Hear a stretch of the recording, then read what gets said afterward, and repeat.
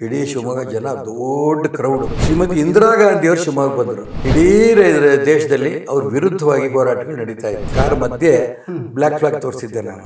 ಯಾರಾದರೂ ಭಾರತೀಯ ಈ ಪಾಕಿಸ್ತಾನದ ಧ್ವಜವನ್ನ ಇಲ್ಲಿಂದ ತೆಗೆದು ಇಲ್ಲಿ ಹಿಂದೂಸ್ತಾನ್ ಧ್ವಜವನ್ನ ಹಾರಿಸಿದ್ರೆ, ತಾಯಿ ಮೊಲೆ ಹಾಲು ಕುಡಿದಿದ್ರೆ ಅವನಿಗೆ 10 ಲಕ್ಷ ರೂಪಾಯಿ ಬಹುಮಾನ ಕೊಡ್ತೀವಿ ಅಂತ ಬೋರ್ಡ್ ಹಾಕಿದ್ರಲ್ಲಿ. ಕೇಂದ್ರದ ಕಾಂಗ್ರೆಸ್ ಸರ್ಕಾರ ಆ ಸವಾಲು ಸ್ವೀಕಾರ ಮಾಡಲಿಲ್ಲ.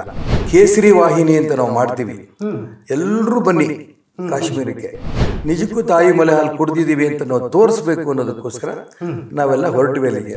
ನೀವು ಕರ್ನಾಟಕದಿಂದ ಎಷ್ಟು ಜನ ಬರ್ತೀರಿ ಅಂತ. ಮತ್ತೆ 2 ಸಹಾಯಕ್ಕೆ ಹೋಗ್ಬೇಕಲ್ಲಿ. ಯಾರೇ ನಮ್ಗೆ ಹಾರಾಕ ಕರಿಯಲ್ಲ ಅಲ್ಲಿಗೆ. ಒಂದು 50 ಜನ ಕರ್ಕೊಂಡು ಹೋಗ್ಬೋದು ಅಂತ 50 ಜನ ಕರ್ಕೊಂಡು ಬರ್ತೀನಿ ಅಂತ ನಗ್ಬಿಟ್ರು ಅವರು. ಒಂದು ಸ್ಪೆಷಲ್ ಟ್ರೈನ್ ತುಂಬ ಬರಬೇಕು ಅಂದರು. ಭಾರತ್ ಮಾತೆ ಮಕ್ಕಳು ನಾವ್ಯಾರು ಷಂಡ್ರಲ್ಲ ಅಂತ ತೋರಿಸಿದೀವಿ ಅಂತ ಪಾಕಿಸ್ತಾನ ಧ್ವಜವನ್ನು ಕಿತ್ತು ಬಿಸಾಕಿ ಭಾರತ ಧ್ವಜವನ್ನು ಹಾರಿಸಿ ಬಂದಂತ ಕೀರ್ತಿ ನಮಗಿದೆ. ಚಿನ್ನವನ್ನು ಮಾರುವ ಬುದ್ಧಿವಂತರ ಆಯ್ಕೆ Hindustan gold company. Hindustan gold company ಇದು ನಿಮ್ಮ ಕಂಪನಿ ಅಲ್ಲ, ನಮ್ಮೆಲ್ಲರ ಕಂಪನಿ. ರಾಜಕೀಯ ಜೀವನ ಆರಂಭ ಮಾಡಬೇಕು ಅನ್ನುವಂತಹ ಕಿಚ್ಚನ್ನು ಇಟ್ಕೊಂಡು ಹೋಗುವಂತಹ ಸಂದರ್ಭದಲ್ಲಿ ಅನೇಕ ಜನ ನಾಯಕರನ್ನು ನೋಡಿರ್ತೀವಿ, ಸ್ಫೂರ್ತಿಯಾಗಿ ತಗೊಂಡಿರ್ತೀವಿ. ನೀವು ಮೊದಲ ಬಾರಿಗೆ ಕೈಯಲ್ಲಿ ಬಾವುಟ ಹಿಡಿದು ಖುಷಿಯಾಗಿ ಈ ನಾಯಕನನ್ನು ನೋಡಲೇಬೇಕು ಅಂತ ಹೇಳಿ ನುಗ್ಗಿದಂತಹ ಪ್ರಸಂಗಗಳು ಯಾವುದಾದ್ರೂ ಇದೆಯಾ? ಅಟಲ್ ಬಿಹಾರಿ ವಾಜಪೇಯಿ ಒಂದ್ಸರಿ ಶಿವಮೊಗ್ಗಕ್ಕೆ ಬಂದಿದ್ದರು. ಆವಾಗ ಶಿವಮೊಗ್ಗ ಕಾರ್ಯದರ್ಶಿ ನಾನು. ಕಾರ್ಯದರ್ಶಿ ಆದರೂ ಕೂಡ ಅಟಲ್ಜಿ ಗ್ಲ್ಯಾಮರ್ ಆ ಸಂದರ್ಭದಲ್ಲಿ ಎಷ್ಟರ ಮಟ್ಟಿಗೆ ಇತ್ತು ಅಂದರೆ ಲೆಕ್ಕ ಇಲ್ಲ. ಇಡೀ ಶಿವಮೊಗ್ಗ ಜನ ದೊಡ್ಡ ಕ್ರೌಡು.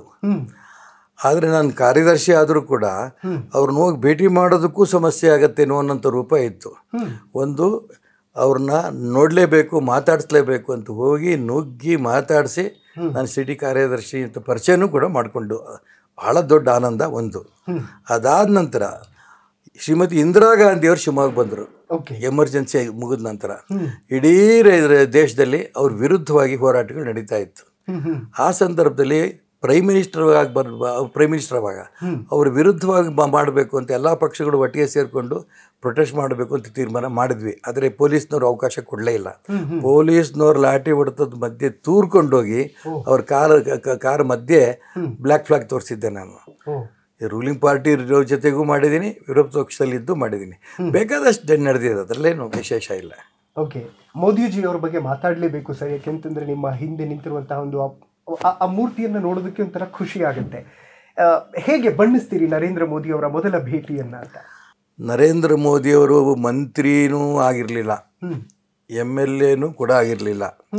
ಆ ಸಂದರ್ಭದಲ್ಲಿ ಕಾಶ್ಮೀರದ ಲಾಲ್ ಚೌಕದಲ್ಲಿ ಪಾಕಿಸ್ತಾನ್ ಧ್ವಜ ಹಾರ್ತಾ ಇತ್ತು. ಹೌದು, ಧ್ವಜ ಹಾರ್ತಾ ಇದ್ದಿದ್ದು ಅಷ್ಟೇ ಅಲ್ಲ, ಅಲ್ಲೊಂದು ಗೋಡೆ ಮೇಲೆ ಬರೆದಿದ್ರು, ಯಾರಾದರೂ ಭಾರತೀಯ ಈ ಪಾಕಿಸ್ತಾನದ ಧ್ವಜವನ್ನು ಇಲ್ಲಿಂದ ತೆಗೆದು ಇಲ್ಲಿ ಹಿಂದೂಸ್ತಾನ್ ಧ್ವಜವನ್ನು ಹಾರಿಸಿದ್ರೆ, ತಾಯಿ ಮೊಲೆ ಹಾಲು ಕುಡಿದಿದ್ರೆ ಅವನಿಗೆ 10 ಲಕ್ಷ ರೂಪಾಯಿ ಬಹುಮಾನ ಕೊಡ್ತೀವಿ ಅಂತ ಬೋರ್ಡ್ ಹಾಕಿದ್ರಲ್ಲಿ.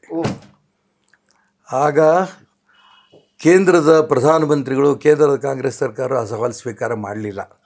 ನಮ್ಮ ಜಾಗದಲ್ಲಿ ಪಾಕಿಸ್ತಾನ್ ಧ್ವಜ ಇದೆ, ಅದನ್ನು ತೆಗೆದುಹಾಕಬೇಕು, ಹಿಂದೂಸ್ತಾನ್ ಧ್ವಜ ಹಾಕಬೇಕು ಅಂತ ಯಾರಿಗೂ ಅನ್ನಿಸ್ಲಿಲ್ಲ. ಆದರೆ ಮುರಳಿ ಮನೋಹರ್ ಜೋಶಿಯವರು ನೇತೃತ್ವದಲ್ಲಿ ಇಡೀ ದೇಶದಲ್ಲಿ ತಿರಂಗ ಯಾತ್ರೆ ಪ್ರಾರಂಭ ಆಯಿತು. ಯುವಕರಿಗೆ ಕರೆ ಕೊಟ್ಟರು. ಅವರು ಯುವಕರಿಗೆ ಕರೆ ಏನು ಕೊಟ್ಟರು? ನಿಮ್ಮ ಮನೆ ಮಠ ಬಿಟ್ಟು ಕೇಸರಿ ವಾಹಿನಿ ಅಂತ ನಾವು ಮಾಡ್ತೀವಿ, ಎಲ್ಲರೂ ಬನ್ನಿ ಕಾಶ್ಮೀರಕ್ಕೆ ಹೋಗೋಣ, ನಾವು ಲಾಲ್ ಚೌಕಕ್ಕೆ ಹೋಗೋಣ. ಯಾಕೆ ಫ್ಲಾಗ್ ತೆಗಿಯೋಕ್ಕಾಗಲ್ಲ, ಹಿಂದೂಸ್ತಾನ್ ಧ್ವಜ ಹಾರಿಸೋಣ ಬನ್ನಿ. ಅವ್ರು ಹೇಳಿದ್ದಾರೆ, ತಾಯಿ ಮೊಲೆ ಹಾಲು ಕುಡಿದಂಥ ಗಂಡಸರು ಇದ್ದರೆ ಬನ್ನಿ, ಅಲ್ಲಿ ಹಿಂದೂಸ್ತಾನ್ ಧ್ವಜ ಹಾರಿಸಿ ಅಂತ ಹೇಳಿರ್ಬೇಕಾದ್ರೆ, ನಿಜಕ್ಕೂ ತಾಯಿ ಮೊಲೆ ಹಾಲು ಕುಡ್ದಿದ್ದೀವಿ ಅಂತ ನಾವು ತೋರಿಸ್ಬೇಕು ಅನ್ನೋದಕ್ಕೋಸ್ಕರ ನಾವೆಲ್ಲ ಹೊರಟಿವೆ ಅಲ್ಲಿಗೆ. ಅದು ಹೊರಟಂಥ ಸಂದರ್ಭದಲ್ಲಿ ನಾನು ಕರ್ನಾಟಕ ರಾಜ್ಯದ ಕೇಸರಿ ವಾಹಿನಿಯ ಇನ್ಚಾರ್ಜು. ನಾನು ಯುವ ಮೋರ್ಚಾ ಅಧ್ಯಕ್ಷ ಆವಾಗ. ನರೇಂದ್ರ ಮೋದಿಯವರು ಮುರಳಿ ಮನೋಹರ್ ಜೋಶಿಯ ಪೂರ್ಣ ಯಾತ್ರೆ ಇನ್ಚಾರ್ಜು, MLA ಅಲ್ಲ ಅವರು, ಇನ್ಚಾರ್ಜ್ ಅವರು. ಆ ಸಂದರ್ಭದಲ್ಲಿ ದೆಹಲಿಗೆ 16 ಬಾರಿ ಕರೆಯೋರು, ನೀವು ಕರ್ನಾಟಕದಿಂದ ಎಷ್ಟು ಜನ ಬರ್ತೀರಿ ಅಂತ. ಒಂದ್ಸರಿ ಡೆಲ್ಲಿಗೆ ಹೋಗಿ ಬರೋಕ್ಕೆ ಎಷ್ಟು ಖರ್ಚಾಗುತ್ತೆ, ಸಿಕ್ಕಾಬಿಟ್ಟೆ ದುಡ್ಡು. ಮತ್ತು 2 ಸಹಾಯಕ್ಕೆ ಹೋಗ್ಬೇಕಲ್ಲಿ. ಯಾರೇ ನಮ್ಗೆ ಹಾರಾಕ ಕರಿಯಲ್ಲ ಅಲ್ಲಿಗೆ. ಆ ಧ್ವಜ ತೆಗೆದು ನಮ್ಮ ಹಿಂದೂಸ್ತಾನ್ ಧ್ವಜ ಹಾರಿಸೋಕೆ ಹೋಗ್ಬೇಕು. ಎಷ್ಟು ಜನ ಧೈರ್ಯ ಮಾಡ್ತಾರೆ? ಒಂದು ದುಡ್ಡಿನ ಖರ್ಚು, 2ನೇ ಧೈರ್ಯ. ಎಲ್ಲ ಮನೆಯಲ್ಲೂ ಬೇಡ ಅಂತಾರೆ ಹೋಗೋದು.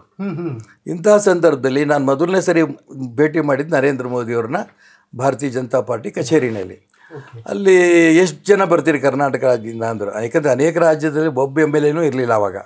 ಕೇರಳ, ತಮಿಳ್ನಾಡು, ಆಂಧ್ರ ಇಲ್ಲೆಲ್ಲೂ ಒಬ್ಬರೂ ಇರಲಿಲ್ಲ. ಕರ್ನಾಟಕದಿಂದ ನಾವು 4 ಜನ ಇದ್ವಿ. ಅಲ್ಲಿ ತನಕ ಹೋಗಬೇಕಲ್ಲ ಅಂತ ನಾನು ಧೈರ್ಯ ಮಾಡಿ ಅಲ್ಲಿ ಇಲ್ಲಿ ಒಂದಿಷ್ಟು ಜನ ನಮ್ಮ ಹಿತೈಷಿಗಳದ್ದು ಹಣ ಸಂಗ್ರಹ ಮಾಡಿ ಒಂದು 50 ಜನ ಕರ್ಕೊಂಡು ಹೋಗ್ಬೋದು ಅಂತ 50 ಜನ ಕರ್ಕೊಂಬರ್ತೀನಿ ಅಂತ ನಗ್ಬಿಟ್ರು ಅವರು. 4 ಜನ ಎಮ್ ಎಲ್ ಎಗಳಿದ್ದೀರಿ ನೀವು, 50 ಜನ ಅದು ಅರ್ಥ ಉಂಟಾ? ಒಂದು ಸ್ಪೆಷಲ್ ಟ್ರೈನ್ ತುಂಬ ಬರಬೇಕು ಅಂದರು. ಎಲ್ಲಿ ತರೋಣ ದುಡ್ಡು? ಜನ ಕಾರ್ಯಕರ್ತರಾದ್ರು ಬರ್ಬೋದು, ದುಡ್ಡು ತರೋದು ಕಷ್ಟ. ಆಮೇಲೆ 50 ಆಯಿತು, ಕರ್ಸರಿ 100, 200, 500 ಅಂತ ಮಾಡ್ತಾ ಹೋದೆ. ಆಯಿತು, ಕೊನೆಗೊಂದು ಸ್ಪೆಷಲ್ ಟ್ರೈನ್ ತರ್ತೀನಿ ಅಂತ ಅಂದ್ಕೊಂಡು BJP ಯುವ ಮೋರ್ಚಾ ಇಡೀ ನಮ್ಮ ಸಂಘಟನೆ ಪ್ರಯತ್ನ ಮಾಡಿ ಇಡೀ ರಾಜ್ಯದ ಪ್ರತಿ ಜಿಲ್ಲೆ, ಪ್ರತಿ ತಾಲೂಕಿಂದ ಕಾರ್ಯಕರ್ತರು ಹೊರಡಿಸಿ ಯುವಕರನ್ನ ನಾವು ಒಂದು ಸ್ಪೆಷಲ್ ಟ್ರೈನಲ್ಲಿ ಹೋಗಿದ್ವಿ. ಮತ್ತು ನಮಗೆಲ್ರಿಗೂ ಆನಂದ. ತಾಯಿ ಮೊಲೆ ಹಾಲು ಕುಡ್ದಿದ್ದೀವಿ. ನಾವು ಯಾರೂ ಕೂಡ ಭಾರತ್ ಮಾತೆ ಬಂಜೆ ಇಲ್ಲ, ಭಾರತ್ ಮಾತೆ ಮಕ್ಕಳು ನಾವ್ಯಾರೂ ಷಂಡ್ರಲ್ಲ ಅಂತ ತೋರಿಸಿದ್ದೀವಿ ಅಂತ ಪಾಕಿಸ್ತಾನ ಧ್ವಜವನ್ನು ಕಿತ್ತು ಬಿಸಾಕಿ ಭಾರತ ಧ್ವಜವನ್ನು ಹಾರಿಸಿ ಬಂದಂಥ ಕೀರ್ತಿ ನಮಗಿದೆ. ಆ ಒಂದು ವಿಶೇಷವಾದ ಆ ಸಂದರ್ಭದಲ್ಲಿ ನಂಗೆ ನರೇಂದ್ರ ಮೋದಿ ಮೊದಲನೇ ಭೇಟಿ.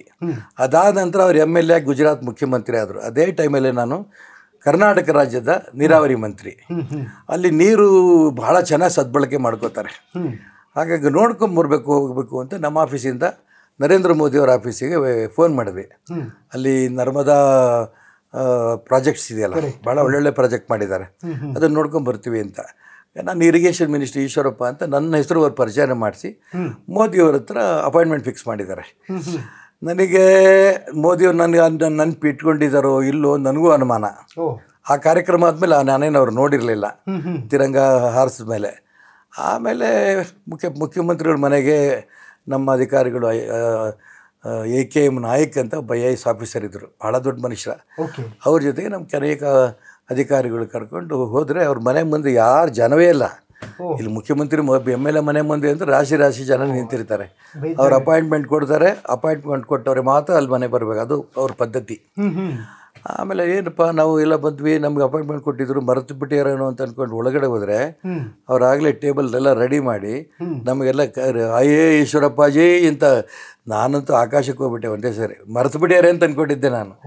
ಕೂರಿಸಿ ತಿಂಡಿ ಎಲ್ಲರೂ ಒಟ್ಟಿಗೆ ತಿಂಡಿ ಎಲ್ಲ ಮಾಡಿ ಎಲ್ಲ ಡಿಸ್ಕಷನ್ ಎಲ್ಲ ಮಾಡಿಸಿ ಅಲ್ಲಿಂದ ಮುಂದೆ ಒಬ್ಬ ಅಲ್ಲಿಯ ನೀರಾವರಿ ಮಂತ್ರಿ ನನ್ನ ಜೊತೆ ಮಾಡಿ ನರ್ಮದಾ ಅದೆಲ್ಲ ನೋಡ್ಕೊಂಬಂದು ಮಾಡೋಕ್ಕೆ ಅವಕಾಶ ಮಾಡಿಕೊಟ್ರು. ಮೊದಲೇ ಅದು ಅವ್ರ ಮುಖ್ಯಮಂತ್ರಿ ಆದಮೇಲೆ 2ನೇ ಸರಿ ನಾನು ಎನರ್ಜಿ ಮಿನಿಸ್ಟರ್ ಆದಾಗಲೂ ಅವ್ರು ಮುಖ್ಯಮಂತ್ರಿ. ಆವಾಗ ಅವರು ಇಡೀ ಗುಜರಾತ್ನ ಎಲ್ಲ ಮನೆಗೆ ಎಲ್ಲ ಅಂಗಡಿಗೆ 24 ಗಂಟೆನೂ ವಿದ್ಯುತ್ ಇವತ್ತಿನ ತನಕ ಕೊಡ್ತಿದ್ದಾರೆ. ನಮ್ಮಲ್ಲಿ ಈಗ ವಿದ್ಯುತ್ ಅಂತ ಈಗ ಒದ್ದಾಡ್ತಿದ್ದೀವಲ್ಲ, ಫ್ರೀ ಕೊಟ್ಬಿಟ್ಟು ಕಟ್ ಮಾಡ್ತಾರೆ, ಅದು ಇದ್ದಿರಲಿ. ಆದರೆ ಅವರು ಆಗಿಂದನೇ ಕೊಟ್ಕೊಂತ ಬಂದಿದ್ದಾರೆ. 1 ನಿಮಿಷ ವಿದ್ಯುತ್ ಇಲ್ಲ ಒಂದು ಹಳ್ಳಿನಲ್ಲಿ, ಒಂದು ಅಂಗಡಿನೆಲ್ಲ ಇಲ್ಲ, ಆ ವ್ಯವಸ್ಥೆ ಅವ್ರದ್ದಿದೆ. ಹಂಗಿದೆಯಂತಲ್ಲ, ಅಂತಲ್ಲ, ಯಾಕೆ ನೋಡ್ಕೊಂಬರ್ಬಾರ್ದು ನಾವು ಅಂತ ಅಂದ್ಕೊಂಡು ಅವ್ರ ಫೋನ್ ಮಾಡ್ಕೊಂಡು ಮತ್ತೆ ಹೋದೆ ನಾನು. ಮತ್ತೆ ಹೋದಾಗ ಕರೆದು ಎಲೆಕ್ಟ್ರಿಕ್ ಮಿನಿಸ್ಟರ್ನ ಕರೆದು ನಾವು ಅದನ್ನೆಲ್ಲ ತೋರಿಸಿ ಇಡೀ ರಾಜ್ಯದಲ್ಲಿ ಎಲ್ಲೆಲ್ಲಿ ಹೋಗಿ ಬರಬೇಕು ಇವ್ರು ಕರ್ಕೊಂಡು ತೋರಿಸಿ ಅಂತ ತೋರಿಸಿದ್ರು. ಅದು 2ನೇ ಸರಿ. ಹೀಗೆ 2 ಸರಿ ಅವ್ರನ್ನ ಮಂತ್ರಿ ಆದಮೇಲೆ ಭೇಟಿ ಮಾಡಿದ್ದೀನಿ. ಆಮೇಲೆ ಪಕ್ಷದ ಕಾರ್ಯಕ್ರಮದಲ್ಲಿ ಸಾಕಷ್ಟು ಸರಿ ಭೇಟಿ ಮಾಡಿದ್ದೀನಿ.